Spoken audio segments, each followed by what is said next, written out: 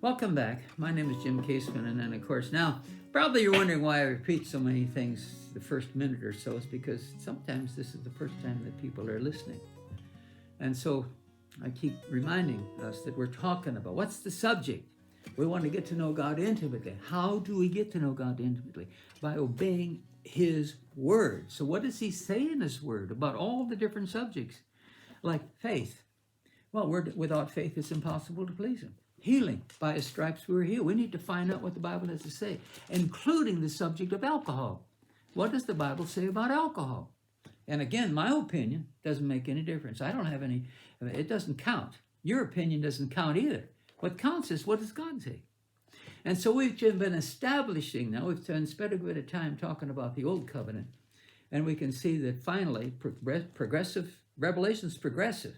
It went all the way from Noah's drunkenness to finally in Proverbs, where it finally says, don't drink at all. So that's what we discovered scripturally. Now, how is it under the new blood covenant? And we ended in the last session by talking about three questions that have to be answered. You know, the Greek word oinos, oinos, was it also alcoholic in modern time? Is it always alcoholic, rather? Is that Greek word used always for alcohol?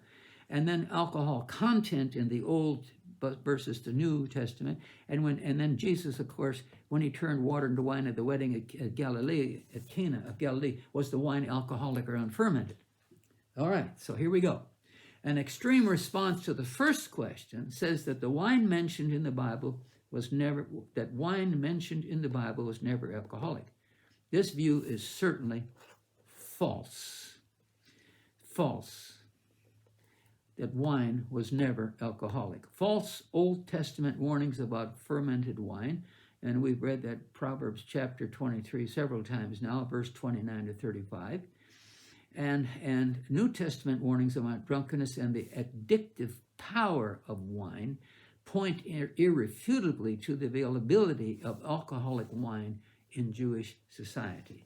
So in the New Testament, in where we are with the Jews, Jesus, and the church afterwards, the whole new blood covenant, the whole New Testament time that we live in now and have for 2,000 years, alcoholic wine was readily available in the Jewish society and now in all societies of the world.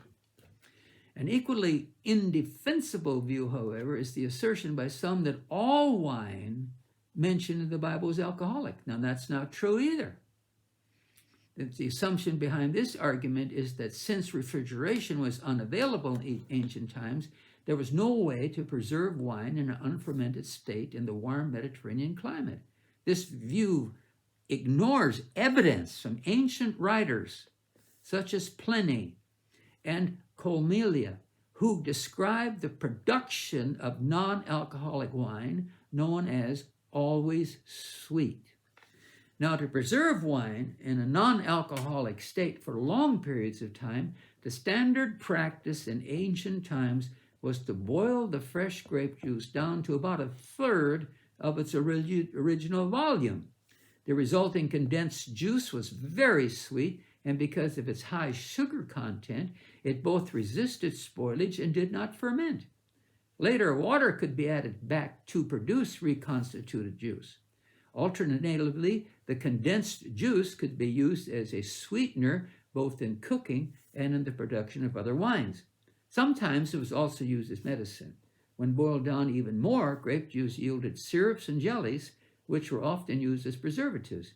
Fresh fruit, such as pears, for instance, were often packaged in grape juice or in honey to keep them from spoiling.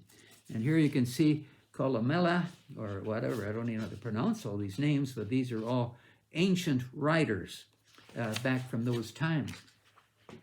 Now, sweet wines, generally non-alcoholic, were attractive in the ancient world since there were few sweet beverage options than as compared with the vast array today. In other words, today we have all kinds of opportunities to buy grape juice as unfermented and other ways, because we have refrigeration every way. So we have a big selection of unfermented juices. Praise God. And because fermentation chemically reduces natural sugars found in grape juice to alcohol, alcoholic wines contain less sugar than unfermented grape juice, and thus they are not as sweet. Since sweet wines please the ancient palate, different strategies were employed to enhance or retain the sweetness of wine. The most common method, as mentioned before, was to boil juice and then later add water to reconstitute it. This practice accounts for many, although not all, of the references to mixed wine in ancient writings. At other times, water was added in order to dilute fermented wine. Perhaps this reduced to its percentage of alcohol is simply to make it go further. Sometimes spices, perfumes, and resins were added to wine to enhance its flavor. These account for a few of the references to mixed wine. However, the more common practice was to mix water with wine. Various dilution ratios are mentioned in ancient sources, and likely the ratio varied somewhat according to personal taste. In general, about 3 parts water to 1 part wine seem to have been typical. The 3-to-1 ratio is explicitly mentioned in both Hesiod, Works and Days, 596, and Talmud, page 10108b. On occasion, low-sugar alcoholic wines were sweetened by mixing in boiled-down juice concentrated. Acts 2:13. Sometimes in the ancient world, as in modern times, alcoholic wine was consumed in order to become intoxicated. The god of wine and revelry was known among the Greeks as Dionysus and among the Romans as Bacchus. Riotous drinking parties and drinking contests held in honor of this pagan god are well documented. It is unlikely that the wine used at such events was diluted with water. However, wine was used as ordinary beverages normally, not as intoxicated, and was diluted. Typically, defermented wine had an alcohol content of about 14%, the point at which the alcohol kills off the yeast and terminates fermentation. If alcoholic wine is diluted as a 3-to-1 ratio, this makes the resulting mixture only modestly intoxicating, being about a 3.5% alcohol. In contrast, few who drink wine today dilute it with water. This means that unintentional drunkenness is much greater danger for wine drinkers today than it was in the ancient world. The danger even increases more when mixed drinks containing distilled liquors are consumed. Any alcohol consumption leads to some impairment of a person's motor skills and thus decreases his or her ability to operate an automobile or other machine safely. So there you go.